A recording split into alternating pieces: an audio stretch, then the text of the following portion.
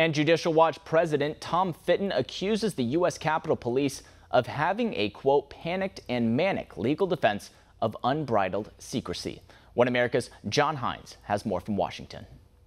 The U.S. Capitol Police have just told a federal court that some 14,000 hours of video surveillance of the January 6th breach of the U.S. Capitol is not a public record.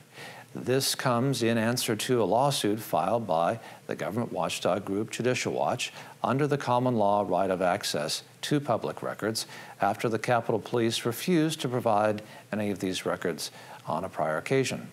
And with us is Judicial Watch President Tom Fitton. And sir, why do you think the Capitol Police are wrong in this particular case? And do you believe that their refusal to grant access to these records is perhaps part of a cover-up of some kind? Yeah, I mean, they're raising a legal argument. They're suggesting if they're not public records, they're not accessible to the public. But it's also a startling assertion given the focus on January 6th by the Congress that is running the police department, the U.S. Capitol Police, specifically Nancy Pelosi's House and Chuck Schumer's Senate. The Capitol Police are a creature of Congress, and they're telling Americans, despite them impeaching a president for it, despite them having this ridiculous authoritarian-style show trial process to investigate January 6th, that the underlying evidence behind it all, you can't see. This is, of course, the U.S. Capitol is often called, I believe, by Mrs. Pelosi herself, the People's House. The implication there being that it belongs to the people.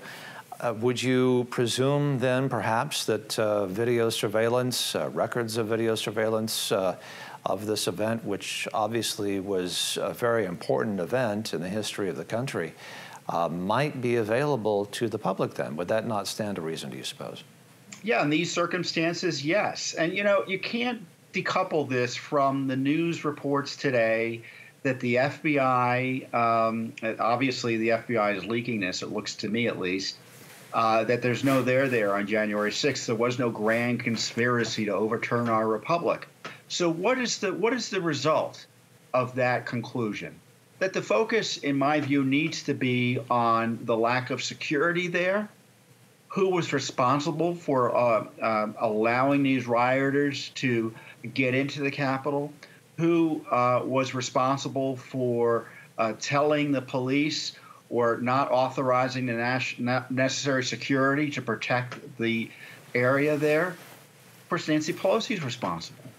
Sir, I believe also that the Capitol Police are arguing that your case should be closed, saying that you are asking for public records, saying, I believe, quote, the U.S. Capitol Police interests in confidentiality, quote, outweigh any public interest in those materials.